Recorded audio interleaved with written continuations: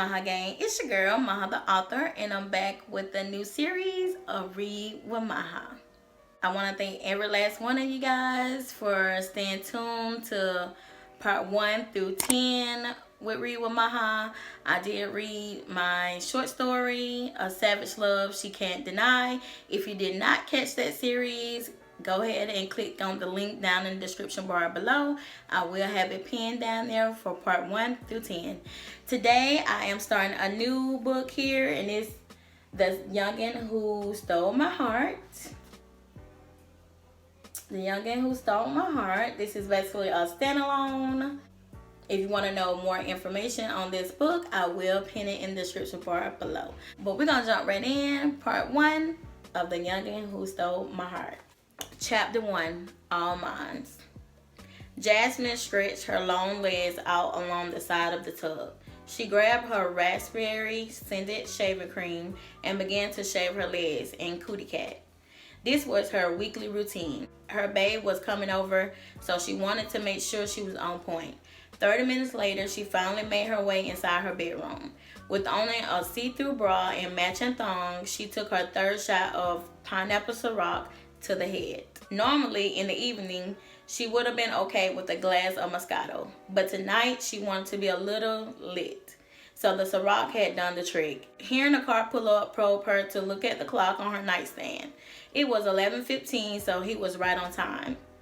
"Damn, you miss daddy like that?" he sang, throwing his arms around her waist, gripping her ass. "You already know," she responded, wrapping her arms around his neck before sharing a passionate kiss with him. After a minute or so, he picked her half-naked body and carried her into the apartment. Going from one wall to the other, they made out like two crave-love teenagers. Jasmine pulled his t-shirt over his head as they continued their kiss down. She wrapped her legs around him as he carried her the remaining way to the bedroom. This wasn't his first time there, so he knew just where it was. He laid her down on the bed where they continued to kiss. "Turn that ass around," he demanded, standing her up. He placed a kiss on her neck before pulling her thumb down her long legs. With an open mouth, he left kisses on her ass from behind. She stretched her arms out, bent over, grabbed her ankles, and then tooted her ass up to give him more access. The sight of her neatly trimmed pussy with her hands tucked, massaging her clit, was turning him on in the worst way. He buried his whole face in between her ass cheeks. Daddy, I like that," Jasmine moaned. He sucked and licked on her pussy until it was shiny. He positioned his dick at her opening and plunged into her wet, slippery center from behind.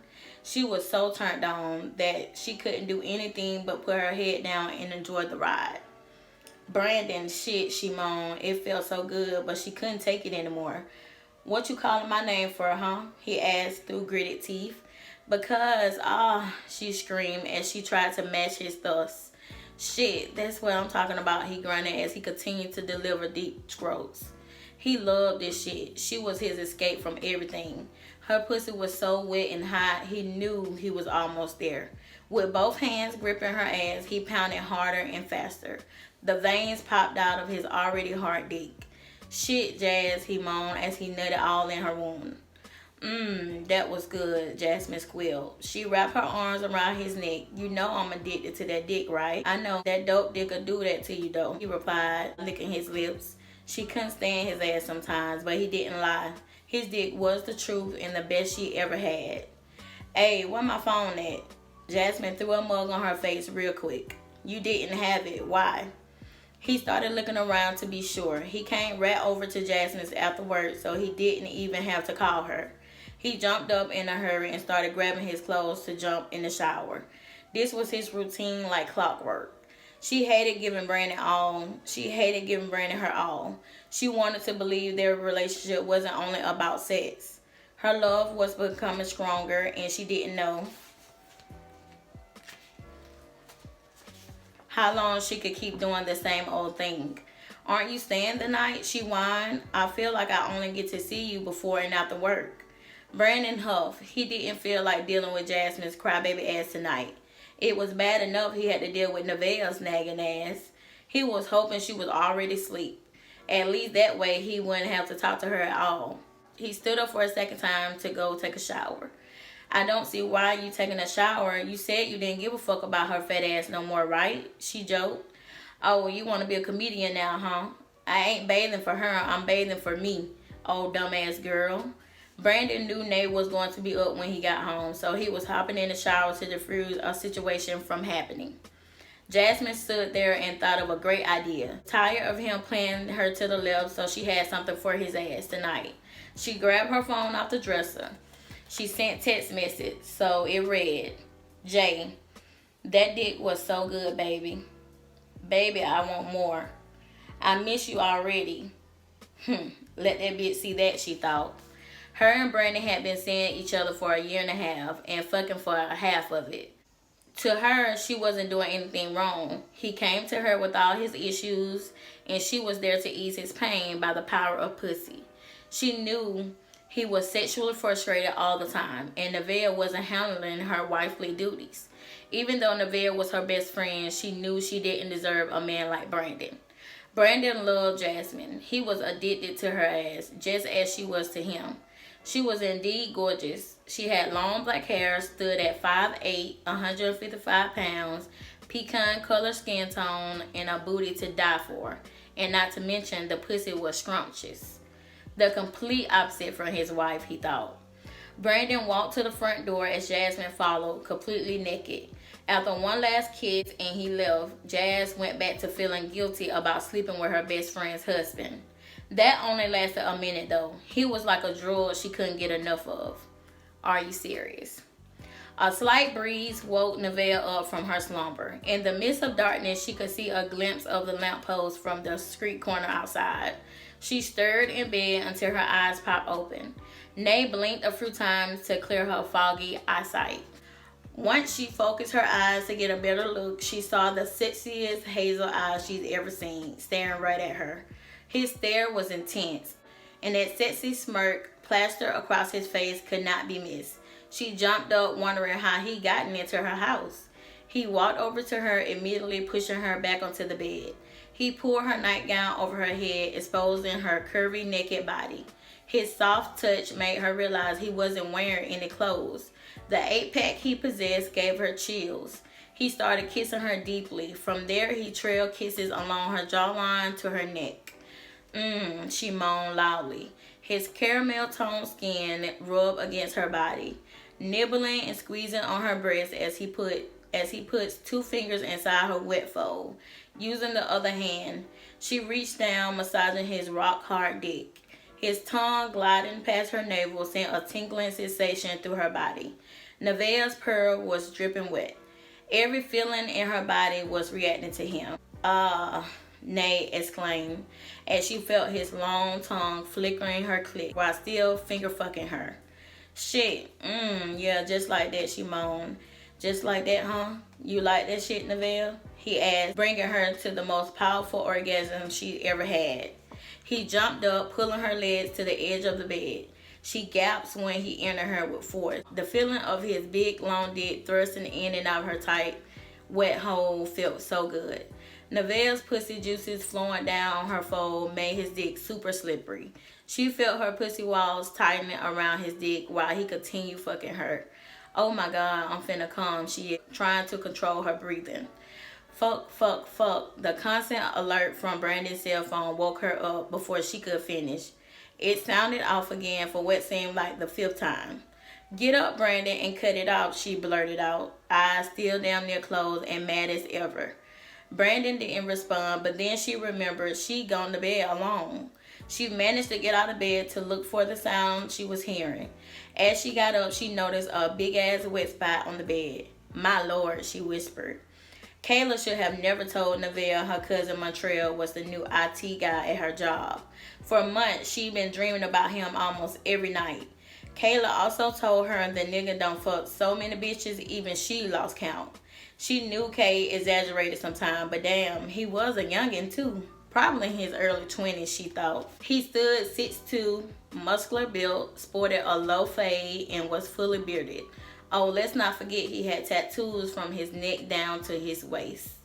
The only time she would really see him was when there was a problem with the computer systems.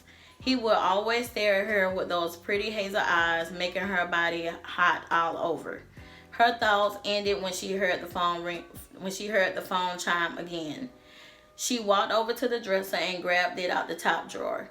Not even a second after picking it up, she saw text messages from a J coming back to back. Brandon's cell phone was always locked, so she couldn't read the messages, but she did see the one that read, "I miss you."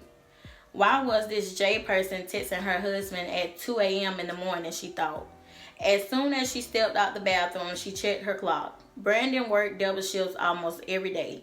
She was pissed. She felt like he left his phone on purpose. It ate her alive knowing she couldn't call him to get his whereabouts. Her stride picked up as she went back and forth to the living room window. This was nothing new for her. For the past year or so, it was like he didn't have a care in the world. Some days he acted like she disgusted him whenever she was around. Their marriage has been drowning ever since, and their sex life was foreign to her. She knew he was a hard worker, but staying out all times of night was plain out wrong. She was frustrated and hurt. Nevaeh couldn't stop the tears from falling even if she wanted to. They had been married for 9 years and shared fraternity twins, Blessing and Braden, who was 11 years old. Meeting senior year in high school was a blessing to her. Brandon was the new student, and she was the smart, fat girl who had gotten her first crush. She did everything to him, and Brandon, being her first everything, left her no other option than to try to make her marriage work. Even though he worked all those hours, he never had any money. It was always some type of excuse. They shorted him or they took too much out of his taxes. Her part-time job was really helping them out nowadays. Nevaeh inhaled and let the smoke settle before exhaling out her nose. The loud she was smoking was a habit she picked up from Kayla. Kayla felt like she needed something to mellow her, and that was it. With all the stress she had endured, this was the only thing to keep her from pulling her hair out. She sat there in a deep thought. He wasn't always like this, she thought. She remembered the long late night walks at the Riverwalk, watching late night movies together, and even him cooking for her sometimes. He was not the same man she'd fallen in love with years ago. She looked up and saw headlights before anything else. She hurried to grab the Glade spray off the shelf. She gotten so lost in her thoughts and now was trying to air the living room out. "Where were you, Brandon?" she snapped as soon as he stepped through the door. Brandon was exhausted and tired. She was irritating him and he wasn't having it. "I was chilling with my homeboy who just got in town." "Damn, is that okay with you?" he blurted. "I see you been smoking again too." "That's all fine and dandy, but you could have used someone's phone to let me know what was up," she argued, ignoring his smoking statement. Brandon was almost to their bedroom when he heard a phone being mentioned. She saw the unsure look he had plastered on his face and didn't like it at all. "Where is it, Nevaeh? I'm tired and would love to sleep right now," he added dryly. "I have it, but who is this Jay that keeps texting and calling?" she asked with her hands on her hips. At that moment, he was mad at himself for forgetting his phone at home. He knew it was locked, so he wasn't worried about what she seen in it. But he was going to put his foot in Jasmine's ass for even playing with him like that. "Who is it, huh?" she asked again. "No fucking body. Now where my shit at?" "Damn," he yelled. "I swear you can be a bitch sometimes." He snatched the phone she held up and then walked away. "So that's where you were tonight, fucking another bitch?" she screamed. "Huh? Answer me now," she asked again while pulling him by his forearm. Brandon snatched away from her, giving her a look as a warning. She saw how he balled up his fist in anger at this point. She was scared to say anything else, but that didn't stop her. Well, why don't you fuck your wife sometimes? How about that?" she spat, jumping up in his face. She was so fed up with Brandon and his shit. It's been over a year since he last touched her. At first, she thought she was slacking on her household duties, but she was wrong. "You ain't gonna be satisfied till a nigga kill your bitch ass for real," he blurted out while slinging her towards the corner of the television stand. She knew her ribs was probably bruised by the aching that itched her side immediately. "Fuck your wife sometimes," he repeated. "Lose that gut first, bitch."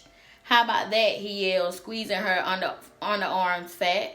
Ouch, you're hurting me, she cried. No, you big bad Nevaeh, huh? You want to be fucked, right? He belted. He started dragging her all the way to their bedroom. She kicked and scratched, begging him to let her go. Please, Brandon, let me go. I'm your wife, she sobbed. My wife wants some dick, right? That's what she finna get, he insisted, yanking her up like a rag doll. He was no big dude, but he wasn't skinny either. He stood 5'11", 260 pounds solid. He threw her face first into the pillow. She heard the door squeak, and it was Brandon. Brandon cursed at him, telling him to close the goddamn door. She was so scared she had never seen him this angry. He got up to lock the door as she attempted to get up and head to the bathroom. She had to make a run for it. Where was the man who used to be caring, nurturing, and loving? Get your ass over here, he fumed as he caught her and threw her back onto the bed. What is wrong with you? Shut the fuck up, he demanded, bending her down and squeezing her jaws together tightly. It was like she was looking into the eyes of the devil himself. He ripped off her panties as Nevaeh continued to ask why. Get off of me. No, please, Brandon. Don't do this. Her cries fell on deaf ears. What she felt next was the most painful and excruciating pain she ever felt. Feeling her insides being ripped apart was unbearable. Her stomach was in knots. Her vision was blurred and her thighs were bruised from the tight grip left from his hands. As she cried, she thought of a happy place with her kids. The beach, maybe. Yeah, the beach, she thought. Oh, fuck, he grunted. Nevaeh laid there powerless while Brandon had been drilling her punctured hole for 10 whole minutes. It felt more like a lifetime to her. Please let it be over. Please let it be over, she repeated in her head.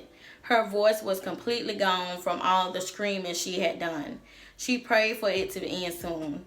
She felt a slight relief when he finally pulled out and netted on her back.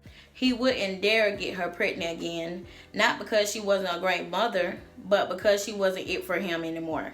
He got up and she just laid there for what felt like hours. She could barely stand. A baby taking their very first step with what it felt like walking to the bathroom. She took a long hot bath and was disgusted by the specks of blood she saw. By the time she walked out the bathroom, Brandon was sound asleep. She didn't feel like laying next to him, so she slept on the love seat in the corner of the room. When she woke up the next morning, he was gone. I'm so sick and tired of this shit, she cried to herself. If he didn't love me, why wouldn't he just leave me alone, she thought. She was so tired of him bruising her places no one could see. She knew she should have left many moons ago. But where would she go? With 2 kids to fend for and vows she never imagined breaking. This was the hand she was dealt. Nevaeh knew she had to put on her brave face in front of her kids either way. Alright, you guys, so that is part 1 of The Youngin' Who Stole My Heart. Please leave me a comment down below. Let me know what you thought of part 1. And if you're new to Maha the author, please hit the subscribe button, subscribe to my channel, give me a like, and share it with your friends.